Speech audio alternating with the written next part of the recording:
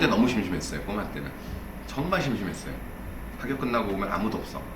테레비도 6시 이후에 나오는 때였고, 당시에 저희 집이 가난해서 집에 테레비가 없었어요. 그때 유일하게 내가 볼 수 있었던 거는 그 저희 아버님이 이제 책을 많이 갖다 주셨어요. 세계 명작 전집, 거의 전집집으로 해서 그 내가 지금도 기억나는데 그때 당시에 108만 원어치 사오신 거야. 아버님께서. 그래서 어머님하고 되게 부부싸움을 하신 내 기억이 나거든요. 그리고 이제 그런 책들이 이제 어쨌든 집에 있었던 거죠. 당시에 책을 할부로 팔고 있었으니까. 네. 꼬마 때부터 그냥 시간을 보내는 유일한 방법이 책 읽는 거였어요. 그거 외로는 없었어요. 그래서 어릴 때 나도 모르게 굉장히 많은 양의 독서를 했던 것 같아요. 도서관이 실은 이제 39세 때 쭉 했던 것들이 이제 최종적으로 딜이 잘 안 됐죠. 그래서 좀 쉬자라고 생각하고 1년간 나한테 휴가를 줬어요. 아침에 일어나서 도시락 싸갖고 가방 메고 이제 도서관을 갔죠. 그리고 2004년부터 다시 이제 동기를 부여받은 거죠.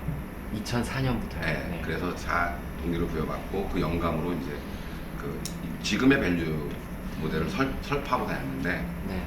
한 7년 정도 설파했는데 잘 안 됐어요. 네, 그러던 차에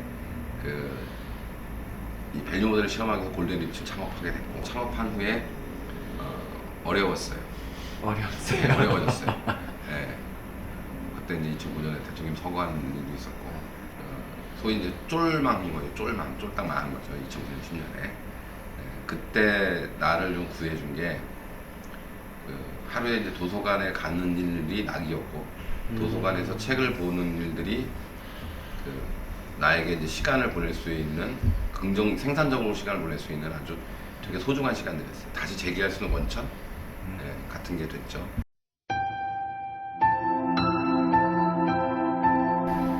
돌이켜 보면 2004년부터 밸류 모델을 도서관에서 밸류 모델에 대한 영감을 얻었고, 8년간 진행했던 것이 실패할 수밖에 없었던 이유를 벌거벗은 나를 보면서 이제 알게 된 거예요. 그리고 나서 2011년부터 새롭게 탄생된 이철이라는 사람이 2004년에 얻었던 영감을 실행을 하니까, 그러니까 이제 현재 밸류가 잘 되었었던 것 같아요.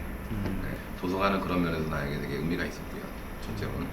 둘째로 일을 하는 과정에서 또 다른 것들이 들은 것은 뭐냐면, 도서관이 이렇게 본인의 모습을 본인이 직접 볼 수 있는, 마치 거울에 나를 보듯이 볼 수 있는 공간이라면 이것은 비단 나만의 문제는 아닐 것이라고 생각이 들었고, 그렇게 나 스스로를 바라보는 것이 나에게 되게 유익했듯이 많은 사람들도 아마 그런 유익함들을 갖고 있을 것이다 라고 생각하게 돼서 그런 유익한 것들을 주고 싶은 마음이 일단 있었어요. 그래서 좀 도서관을 좀 많이 환경적으로 지어놓으면 많은 사람들이 자기의 내면을 보면서 자기의 진실된 모습들을 직시하고, 그러면서 현실을 살아가는 데 힘이 되지 않을까. 그러면 그것이 또 큰 비즈니스가 되지 않을까 라는 생각에 이르게 된 거죠. 그래서 제가 계속 도서관 3천 개 얘기를 하게 된 거고요. 그래서 도서관은 39세 때까지의 이철의 삶, 39세 이후의 이철의 삶, 완전히 변화시켜낸 계기가 도서관이었죠. 그 전에 나의 모습은 이론적으로 강한 확신 같은 것들이 있었어요. 그것이 이제 실천적으로 내 몸에 배어서 완전히 내재화되어 있는 것이 아니라 나의 삶 속에서 투영되고, 삶 속에서 깨닫고, 삶 속에서 내 안에 체화되는 그런 과정을 통한 강한 확신이 아니었고, 이론적인 강한 확신들이었어요. 그러니까 옳다라는 걸 가지고 사람을 설득할 수는 없었던 거죠. 나의 옳음만 가지고, 나의 주장만 가지고 다른 사람의 마음을 바꾸기가 어려웠었던 건데, 그때는 몰랐죠. 그것이 옳은 것은 옳은 거야 라고만 생각해서 더 강한 주장을 하게 되고 그랬었죠. 그런데 이제 크게 변화된 내용 중에 하나가 그런 거죠. 옳은 것을 내가 체화하면, 제가 그런 얘기를 자주 하는데, 나는 이론가도 사상가도 아니고 실천가다 라는 얘기를 자주 하거든요. 그러니까 되게 옳다라고 하는 것들은 어디서 나와야 하느냐면 내 삶 속에서 증거되고 입증되고 동의될 때, 나에게 동의될 때 그것이 이제 내 거가 되는 거잖아요. 네. 그런 걸 바탕으로 다른 사람에게 이야기를 하면 강한 설득력들이 부여되더라고요. 모든 이론이 회색이라는 걸 나중에 알게 된 거죠. 그러니까 우연하게 봤던 문구가 두 개가 있는데 그 달력에 크게 명언 같은 거 써놓은 게 있어요. 김대중 대통령 독서법이라고 써놓은 게 이렇게 두 줄로 있었는데 10%의 독서와 90%의 사색 이렇게 써있는 문구가 하나 있었고, 그 다음에 제가 늘 얘기하는 것처럼 모든 이론은 회색이다, 오직 유일한 것은 저 생명의 소나무일 뿐이라고 하는 이제 그 괴테가 파우스트에 썼던 단어, 이 두 단어의 의미를 완벽하게 그 말이 맞아라고 완벽하게 내 안으로부터 동의가 된 2010년 이후 네, 봐야 될 것 같고요. 정말 충격적이었던 건 세 명의 인물이 나와요. 그러니까 내가 나를 돌아보게 된, 내가 그때 절대고독에 빠졌을 때가 세 명의 인물 때문인데, 그 한 명이 이제 발토 베냐민이었고, 한 명이 김수영 시인이었습니다. 그냥 그 다음에 한 명이 이제 마르크스죠. 마르크스. 다시 이제 막스를 재조하게 됐는데,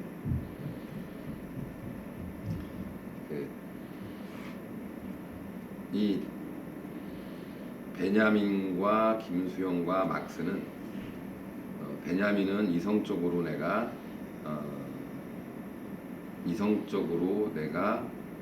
알고 있었던 모든 이론들이 잘못되었음을 알려준 거예요.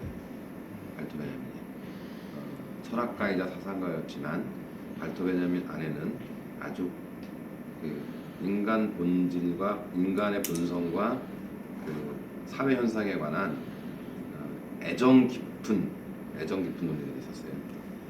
애정 깊은 철학적 입장이 있었고, 그걸 이제 알게 됐죠.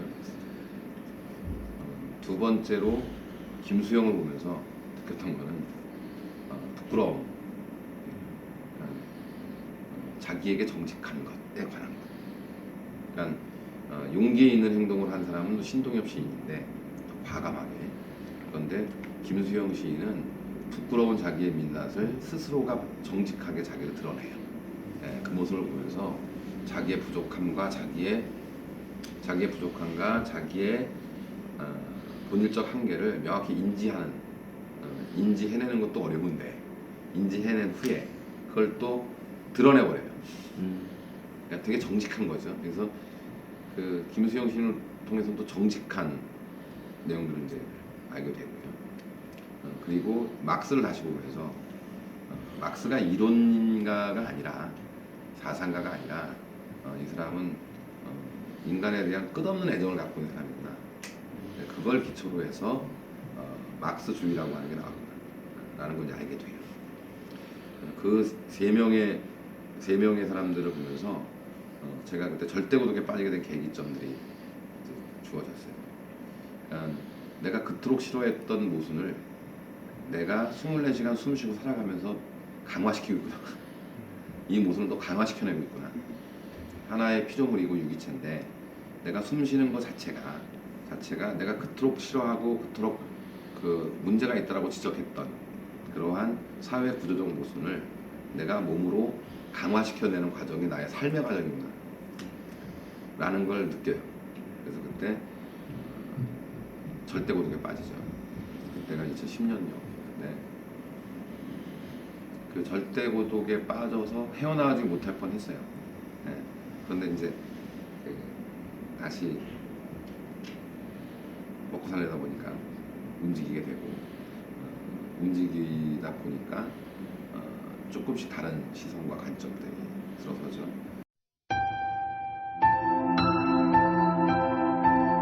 작게 3건, 많게는 한 8건 나요. 일단. 그러니까 거기도 분야별로 좀 다른데, 그 같은 분야와 같은 주제로 쭉 가는 거는 그 한 3-4권을 넣을 때 뭐 어쩌다가 2권 정도 겹치는 건 있을 수 있으나, 거의 다 분야가 다 다른 것들이 한 8권 돼요. 근데 그 분야를 의도적으로 가르는 건 아니고요. 그냥 내 관심사가 되는 대로 이렇게 골라놓거든요. 그냥 그래서 독서를 하면 제일 좋은 것 같아요. 뭐가 좋냐면, 대개 한 100페이지쯤 읽으면 조금 지리해지거든요. 그럼 덮어요. 다른 책을 이렇게 3번 정도 하면 대개 책이 300에서 400페이지 정도 분량이거든요. 대개의 책들이. 그러면 이제 그렇게 하면 한 권을 읽은 효과가 나는 거죠. 대략. 그래서 아마 시간이 날 때마다 보는데 되게 이제 그렇게 해서 독서했었고요.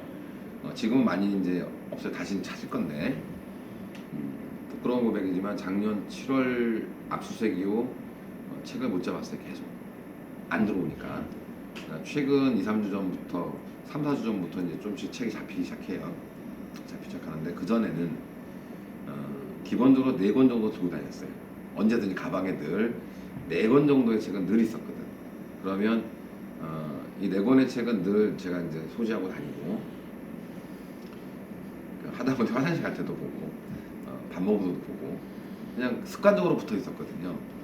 그냥 뭐 다른 사람하고 같이 식사를 하러 가더라도 그냥 들고 가서 얘기 나누다가 중간에 보고 뭐 이랬단 말이죠. 그러다 보니까 되게 그냥 그 독서 시간이 되게 이제 좀 많이 못 낸다고 하는데 의도적으로 내니까 못 내는 것이고 그것이 일상화 돼버리면 그 조금 한가한다는 게 한 권 정도가 읽혀요. 조금 한가 뭐 이렇게 출퇴근하는 시간 뭐 등등 다 합치면 한가하다 싶으면 한 권 정도 읽히고 그러면 이제 그 또 다른 새로운 지식이 또 들어올 수 있는 공간이 하나 열린 거잖아요. 한 권 읽었으니까 네, 그럼 다른 책으로 또 갈고 그런 점에서 쏠쏠하고요. 쏠쏠하게 재밌고 그 다음에 책을 읽을 때마다 그 어떤 책은 2번, 3번 보기도 하고 어떤 책은 또 그 좋으면 뭐 사서 좀 주기도 하는데 저는 그런 식으로 하는 게 제일 좋았던 것 같아요. 그냥 서네 권을 한 번에 읽는 것이 무료함을 달릴 수 있는 좋은 일이다. 네, 지금도 그렇습니다.